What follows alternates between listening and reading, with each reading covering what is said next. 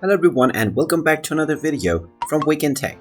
In this video, I'm going to show you how to make a call on Tantan application. So let's get started right away. First of all, open up the Tantan application on your device. And then you will be asked to log into your account if you haven't done so already, using your credentials. Now after you have logged into your account, you will be shown various different profiles that you can swipe left or right on. Now from this page, if you wish to make calls with any user, then first of all, you will need to match with them and unlock chat. So in order to do this, match with those users that you are interested in. And then when they also swipe right with you, you will be able to chat with them. From the chat window, simply tap on messages and chat on the user that you want to call.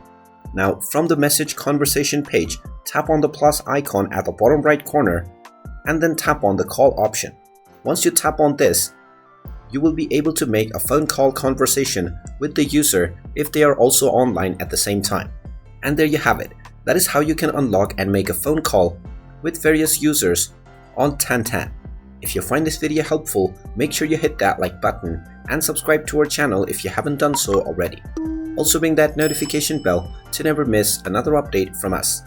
Thank you for watching and I will see you again in the next video.